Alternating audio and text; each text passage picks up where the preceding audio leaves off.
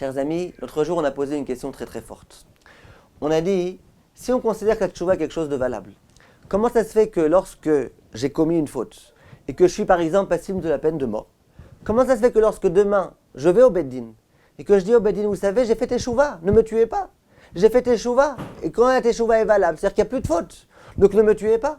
Comment ça se fait qu'écrit dans la Gemara que malgré tout, la personne, on devra la tuer? Hier, on a donné la réponse du Nabi Yehuda.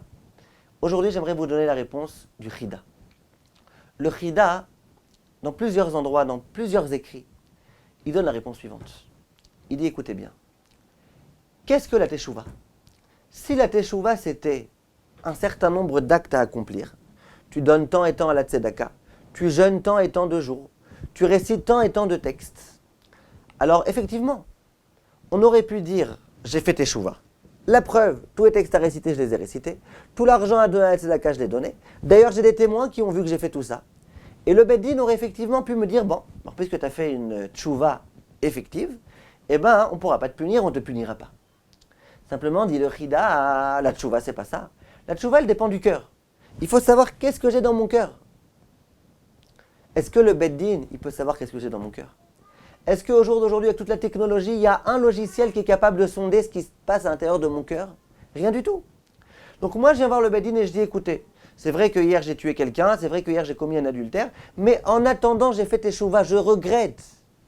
D'où le Beddin, il peut savoir que je regrette. Si effectivement le Beddin, il pouvait savoir, alors il aurait dit, d'accord, tu as regretté, donc la teshuva est valable, donc on ne va pas te tuer. Mais puisque le Beddin a un doute, eh ben, il ne pourra pas m'exempter, me disculper de la peine que je mérite. Voilà la réponse que donne le Chida. Cette réponse-là, elle est extrêmement compliquée, elle aussi. Réfléchissez pourquoi. Pourquoi c'est une réponse qui est difficile à accepter? Je vais vous dire en un mot. Nous, on considère que le Beddin, il est habilité à savoir qu'est-ce que la personne a dans son cœur. Quelle est la preuve? Une personne qui vient se convertir. Alors, il y a des actes à accomplir. Si c'est un homme, il faut le circoncire. Il faut le tremper dans un mikvé. Si c'est une femme, on la trempe uniquement dans un mikvé. Mais il y a une autre étape qui est importante et rédhibitoire. Laquelle? Il faut que cet homme-là soit mekabel alav ol mitzvot. Il faut que cet homme-là accepte de s'engager à rentrer dans la dynamique des mitzvot. Et si un homme vient se convertir et qu'il subit l'opération qui s'appelle la brit mila, etc., mais qu'il n'est pas prêt à recevoir sur lui le joug des mitzvot, toute sa conversion est nulle et non avenue. Il y a 3 dayanim qui se trouvent et qui parlent avec cette personne, qui essayent de lui poser des questions, pour voir est-ce qu'elle est sincère lorsqu'elle dit qu'elle a reçu sur elle le joug des mitzvot. Et le Beddin, finalement, il doit dire, bon, on considère qu'elle est sincère. Si le Chida avait raison, que le Beddin n'est pas habilité à savoir ce qui se passe dans le cœur de quelqu'un, eh bien jamais le Beddin il pourrait authentifier une conversion. Or, tu vois que oui, le Beddin il peut authentifier une conversion. C'est bien la preuve qu'on considère que le Beddin, on lui fait confiance. Il sait ce qui se passe dans le cœur de quelqu'un. Donc si quelqu'un vient et qui dit qu'il a fait teshuva, pose-lui quelques questions.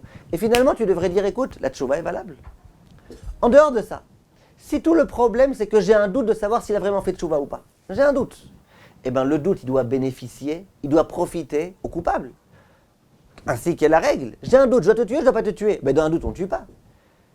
Si on a un doute si quelqu'un a vraiment tué, qu'il est passible de la peine de mort ou pas, dans le cas de doute, on n'a jamais vu qu'on tuait quelqu'un. Donc comment ça se fait que tu me dis que dans le doute, eh ben, comme on n'est pas certain, on va te tuer? Ben non, si tu n'es pas certain, ne tue pas. Plus que ça. Il y a écrit que si on a vu un jour un Talmid Chacham qui a commis une avéra, la nuit, on voit un Talmid Chacham commettre une avéra. Et puis on est sûr que c'est une avéra, on est sûr qu'il est conscient. Il y a écrit le lendemain, tu n'as pas le droit de le suspecter et de dire c'est un rachat celui-là. Pourquoi? Parce que dit la Gemara dans la conclusion, on est sûr qu'il a fait teshuva. Au début, la Gemara elle a voulu dire il a peut-être fait teshuva. Après, la Gemara dans la conclusion, elle dit non, on est certain qu'il a fait teshuva. Certain. On est tellement certain qu'il y a certains décisionnaires qui ont voulu dire que le lendemain, c'est même plus la peine de lui faire des reproches. Toute la mitzvah de faire des reproches, elle ne le concerne pas, puisqu'on est certain qu'il a fait teshuva. D'autres ne sont pas d'accord avec ça, mais c'est un autre sujet. Un jour, on en reparlera. En tous les cas, quelqu'un a fait teshuva. Si c'est un Talmid Chacham, on est sûr qu'il a fait teshuva.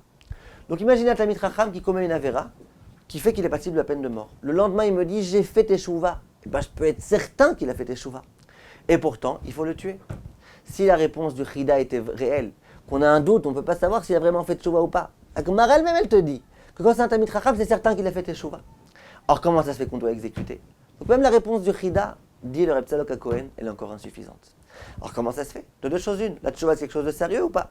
Si c'est sérieux et qu'on accepte la teshuva et qu'on est capable de voir que tu as vraiment fait teshuva, on ne devrait pas te tuer? Comment ça se fait qu'on tue?